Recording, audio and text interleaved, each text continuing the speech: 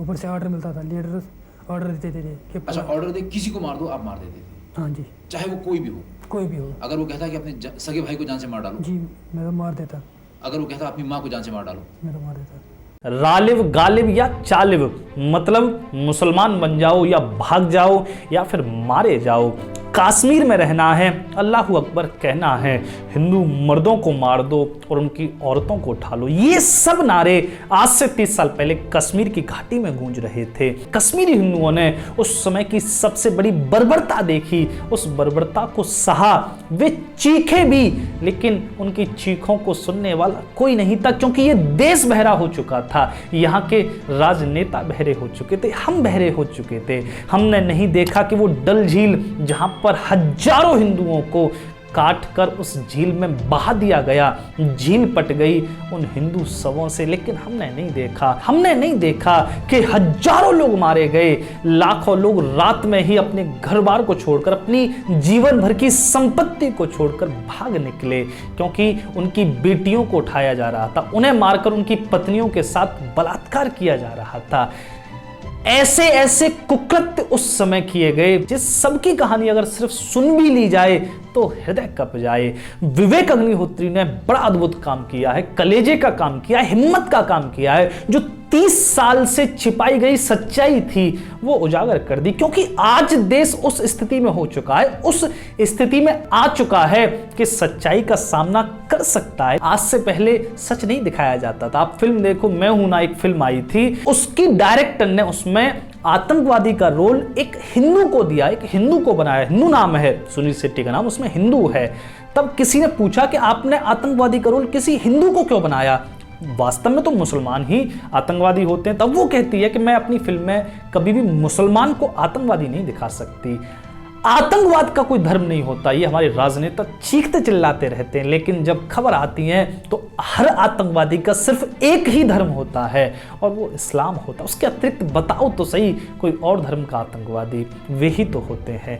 लेकिन हम सब इस सब को छिपाते रहते हैं, हम सभी इसके ऊपर पर्दा डालते रहते हैं। इससे पहले भी एक फिल्म आई थी शिकारा, उस फिल्म में आप देखो, उस फिल्म को ऐसे छवि साफ कर दी है कश्मीरी मुसलमानों की जैसे कि उन्होंने कुछ किया ही नहीं, वे तो बस थोड़े बहुत भटके हुए थे। लेकिन कश्मीर फाइल्स ने अद्भुत काम किया। विवेक अग्निहोत्री ने आपके सारे चेहरे एकदम से उजागर कर दिए। सबसे पहला चेहरा उजागर किया है कि हिंदू मुस्लिम भाई भाई, हम जो मानते आ रहे हैं ना, वर्षों से हमें यही तो पढ़ाया जाता है, यही तो सिखाया जाता है कि हिंदू मुस्लिम भाईचारा यही रखो। लेकिन उसमें शुरुआत का ही सीन है जिसमें एक बिट्टा कराटे नाम का आतंकवादी हिंदुओं को मार रहा है, घर घर जाकर हिंदुओं को मार रहा है। तब वो पहुंचता है पुष्कर पंडित के घर में। पुष्कर पंडित का रोल किया है यहाँ पर अनुपम खेर ने। अनुपम खेर ने इस चरित्र को मानो अमर कर दिया है। क्या ही तारीफ की जाए, क्या पंडितों पर उस समय गुजरी होगी, कश्मीरी हिंदुओं पर क्या गुजरी होगी, ये अगर आपको देखना है तो अनुपम खेर की आंखों में देख लो। इन्हीं पुष्कर पंडित का बेटा था जिसको मारने के लिए बिट्टा कराटे आया हुआ था, लेकिन घर में नहीं मिला क्योंकि वो एक ड्रम में छिप गया था बेटा। तब ये लौटने लगा आतंकवादी, तो इसका जो पुष्कर पंडित के बेटे का जो बचपन का मित्र था अब्दुल, पड़ोसी जो था, उसने इशारा करके आतंकवादी को बताया कि वो घर में ही छिपा हुआ है, ड्रम में छिपा हुआ है।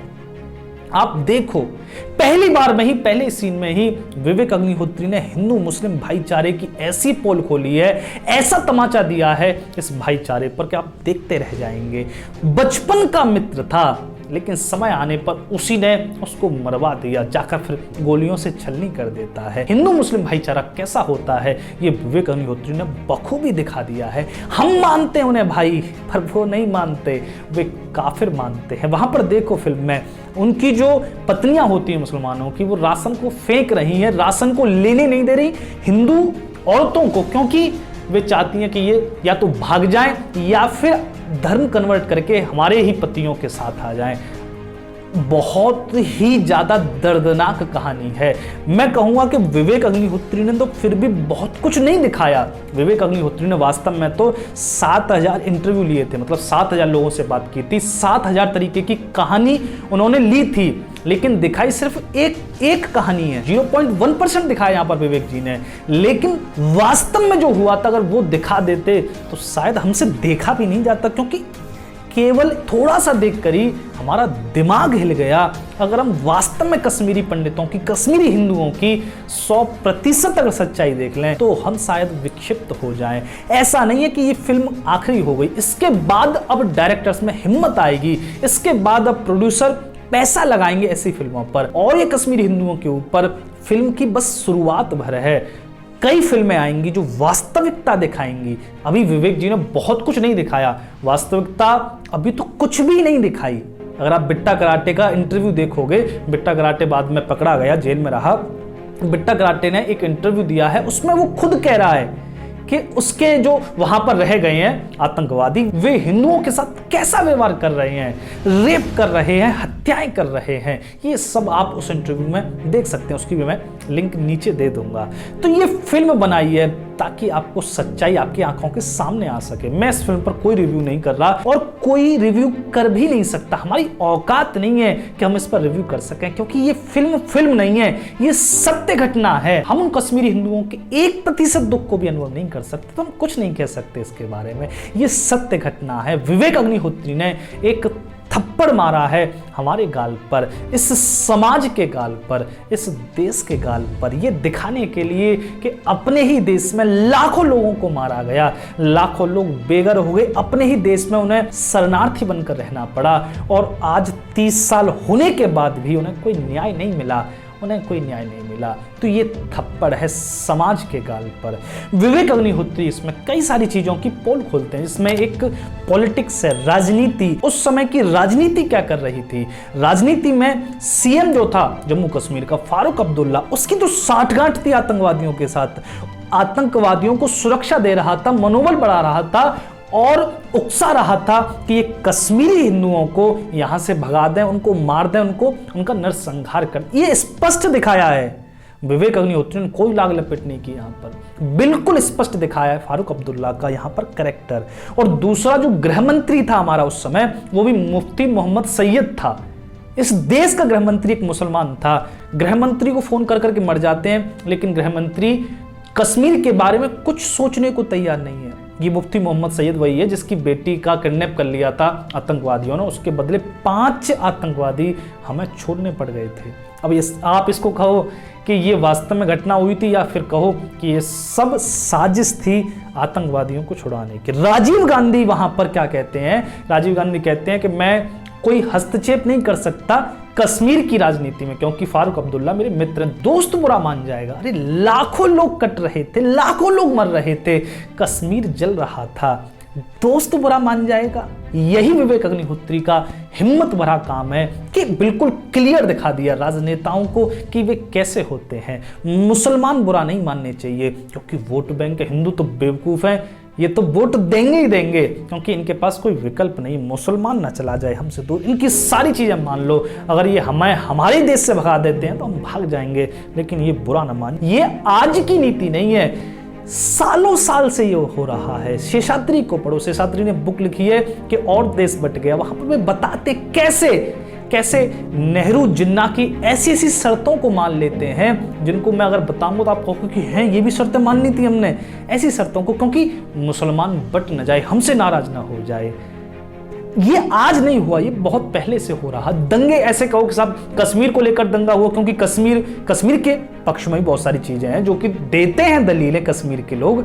लेकिन अगर आप कहो कि कश्मीर में ही दंगा हुआ, तो महात्मा गांधी के समय केरला में दंगा क्यों हुआ? ऐसा दंगा हुआ कि महात्मा गांधी उस पत्र को पढ़कर, जहां पर एक दंगा हुआ था, एक महिला ने पत्र लिखा था महात्मा गांधी को कि दंगा कैसे हुआ, हमारे साथ क्या सलूक किया गया। आप पढ़ो उसको, शेषाद्री ने अपनी बुक में लिखा है, वो पत्र लिखा है, पत्र छापा है। महात्मा गांधी जैसा व्यक्ति रो पड़ा था। कलकत्ता में दंगा हुआ, जहां पर पहले मुसलमानों ने हिंदुओं को मारा, लेकिन जब हिंदू इकट्ठे हुए तब गांधी जी पहुंच गए, नहीं भाईचारा बना रहना चाहिए। कहां थे 15 अगस्त 1947 में? महात्मा गांधी दिल्ली में होना चाहिए था, लेकिन वो बंगाल में थे। तो ये आज की बात नहीं है। आप कहो कि कश्मीर के लिए वो फ्रीडम फाइटर बने फिर रहे हैं, वो कश्मीर को आजाद करना चाहते हैं, तो क्या बंगाल को भी आजाद करना चाहते थे? क्या केरला को भी आजाद करना चाहते थे? और तमाम जगह हैं जहां पर इन्होंने हिंदुओं को मारा काटा। 1000 साल से हिंदू मर रहा है, कट रहा है, लेकिन कोई जवाब नहीं दे रहा। आप देखो तो सही, ये महात्मा गांधी भी प्रश्न पूछते हैं। जब वो पत्र को पढ़ते हैं तो शेषाद्री लिखते हैं कि महात्मा गांधी भी पूछते हैं कि क्या हिंदू कायर हो गया है, क्या हिंदू अपनी रक्षा भी नहीं कर सकता। ये प्रश्न बहुत बड़ा है। 1000 साल से क्या हिंदुओं पर ये अत्याचार जो हुआ है इसका वो बदला लेने में सक्षम नहीं था? क्या हुआ? इसका जवाब आपको मेरी और जितनी भी इतिहास की वीडियोस है उन सब में मिलेगा। अच्छे से मैंने इन सब का जवाब दिया है। हिंदू कभी कमजोर नहीं था, बदला लेने में भी सक्षम था, लेकिन हम कहां चूक गए वो सब आपको बहुत विस्तार से उन वीडियोस में मिल जाएगा। तो इस फिल्म को जाकर आप जरूर देखें। इसलिए देखें, अगर आप इस फिल्म को आज देखोगे तो मनोबल बढ़ेगा और फिल्में ऐसी बन पाएंगी जो सच्चाई को उजागर करेंगी।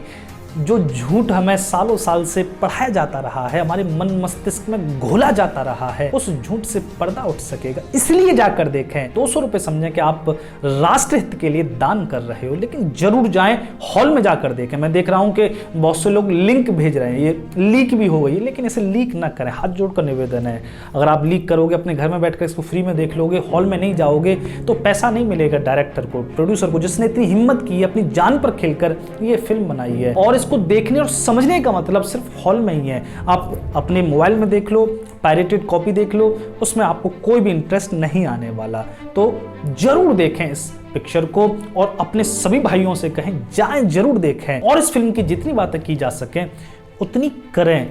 इसको सपोर्ट करो यार दिल से। आज आपकी ज़रूरत है। अगर आज आपने सपोर्ट नहीं किया ना तो फिर ऐसी फिल्में नहीं बनेंगी, फिर आप बस बैठे रहना, कोई आगे नहीं आने वाला। आज सपोर्ट करो, जाओ इस फिल्म को देखो। बहुत बहुत धन्यवाद इस वीडियो को सुनने के लिए। जय श्री राम, हर हर महादेव।